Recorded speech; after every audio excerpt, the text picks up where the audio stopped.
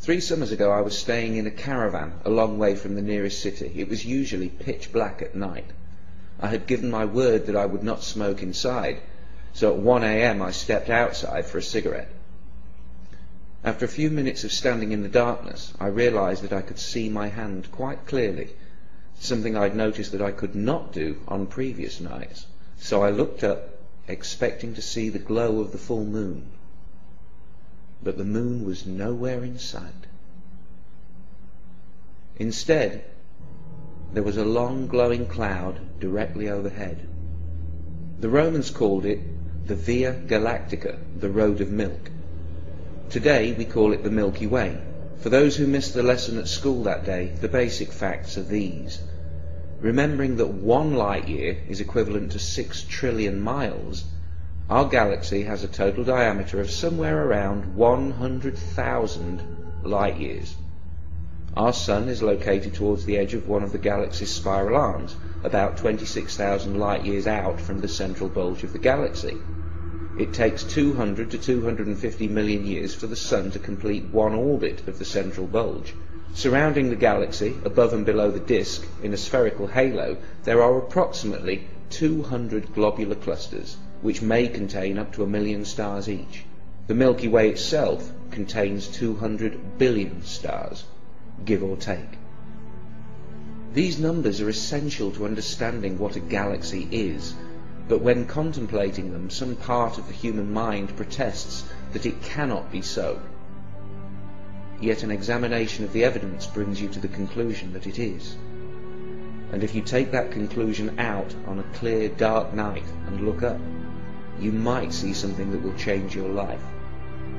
This is what a galaxy looks like from the inside, from the suburbs of our Sun. Through binoculars, for every star you can see with your naked eye, you can see 100 around it, all suspended in a grey-blue mist. But through a modest telescope, if you wait for your eyes to adjust to the dark and get the focus just right, you will see that mist for what it really is. More stars, like dust, fading into what tastes like infinity. But you've got to have the knowledge. Seeing is only half of it. That night 3 years ago, I knew a small part of what's out there. The kinds of things, the scale of things, the age of things, the violence and destruction, appalling energy, hopeless gravity, and the despair of distance. But I feel safe, because I know my world is protected by the very distance that others fear. It's like the universe screams in your face. Do you know what I am, how grand I am, how old I am? Can you even comprehend what I am? What are you compared to me? And when you know enough science, you can just smile up at the universe and reply, dude, I am you. When I looked at the galaxy that night, I knew the faintest twinkle of starlight was a real connection between my comprehending eye along a narrow beam of light to the surface of another sun. The photons my eyes detect, the light I see, the energy with which my nerves interact, came from that star. I thought I could never touch it, yet something from it crosses the void and touches me. I might never have known. My eyes saw only a tiny point of light, but my mind saw so much more. I see the invisible bursts of gamma radiation from giant stars converted into pure energy by their own mass, the flashes that flashed from the far side of the universe long before Earth had even formed. I can see the invisible microwave glow of the background radiation left over from the Big Bang.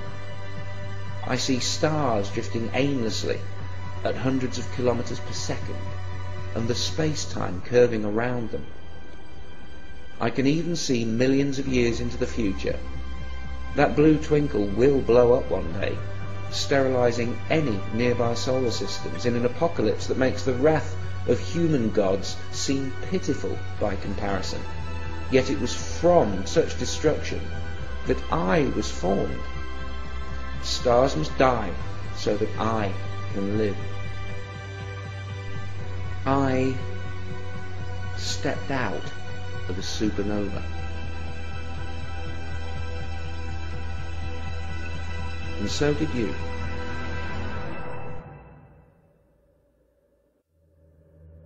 In light of this unarguable fact, this hard-earned knowledge, this partial but informative truth, what place then in the 21st century and beyond for the magical claims of organised religion? The first religions were primitive by any definition. For reasons of limited population, communication and plain old geography, they never grew to be anything other than a local concern. But religions mutate in time and grow in sophistication as each generation of holy men learn what works and what doesn't, what makes people obedient and what causes rebellion, what ideas people can easily escape and which will haunt them until they have to pray just to stop the nagging fear. When populations grew, due to the slow but steady growth of knowledge, as if confronted by a bumper harvest, the religions went into an arms race with each other, from gods of wind and thunder and sea. The threats, incentives and claims of power escalate until every dominant organised religion has a god that is all-powerful, all-loving, all-seeing, and words like infinity and eternity are deployed cheaply, while all other words are open to abuse until they mean exactly what the religions want them to mean. That night under the Milky Way, I, who experienced it, cannot call the experience a religious experience, for I know it was not religious in any way. I was thinking about facts and physics, trying to visualize what is, not what I would like there to be. There's no word for such experiences that come through scientific and not mystical revelation. The reason for that is that every time someone has such a mindgasm, religion steals it, simply by saying, you had a religious experience. And spiritualists will pull the same shit. And both camps get angry when an atheist like me tells you that I only ever had these experiences after rejecting everything supernatural. But I do admit that after such experiences, the moments when reality hits me like a winning lottery ticket, I often think about religion and how lucky I am that I am not religious. You want to learn something about God? Okay. This is one galaxy. If God exists, God made this. Look at it, face it, accept it, adjust to it, because this is the truth, and it's probably not going to change very much. This is how God works. God would probably want you to look at it, to learn about it, to try to understand it. But if you can't look, if you won't even try to understand, what does that say about your religion? As Bishop Lancelot Andrews once said, the nearer the church, the further from God. Maybe you need to run away from the mosque, away from the church, away from the priests and the imams, away from the books, to have any chance of finding God. Squeeze a fraction of a galaxy into your mind, and then you'll have a better idea of what you're looking for. To even partially comprehend the scale of a single galaxy is to almost disappear.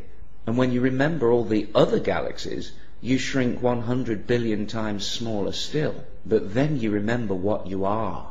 The same facts that made you feel so insignificant also tell you how you got here. It's like you become more real. Or maybe the universe becomes more real. You suddenly fit. You suddenly belong. You do not have to bow down. You do not have to look away. In such moments, all you have to do is remember to keep breathing. The body of a newborn baby is as old as the cosmos.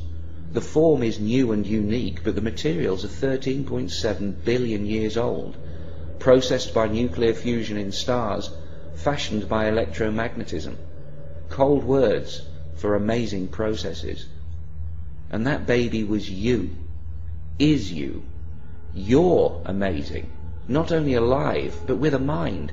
What fool would exchange this for every winning lottery ticket ever drawn? When I compare what scientific knowledge has done for me and what religion tried to do to me, I sometimes literally shiver. Religions tell children they might go to hell and they must believe, while science tells children they came from the stars and presents reasoning they can believe. I've told plenty of young kids about stars and atoms and galaxies and the Big Bang, and I have never seen fear in their eyes, only amazement and curiosity. They want more. Why do kids swim in it? and adults drown in it? What happens to reality between our youngest years and adulthood?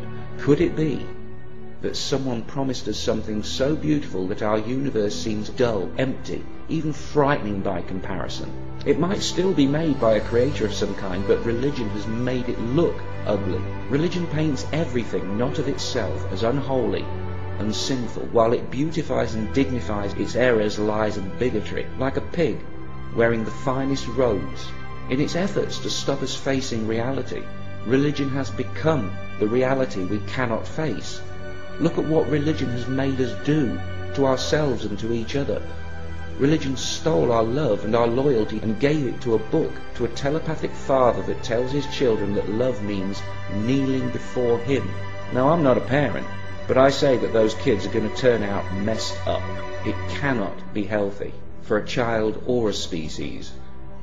We were told long ago, and for a long time, that there was only the earth, that we were the centre of everything. That turned out to be wrong. We still haven't fully adjusted. We're still in shock. The universe is not what we expected it to be. It's not what they told us it would be.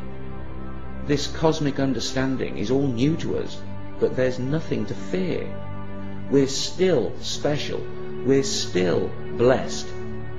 And there might yet be a heaven. But it isn't going to be perfect, and we're going to have to build it ourselves. If I have something that can be called a soul that needed saving, then science saved it from religion. Some people find it really very depressing that the universe can only support life for another 30 billion years. 30 billion years. Are you fucking kidding me?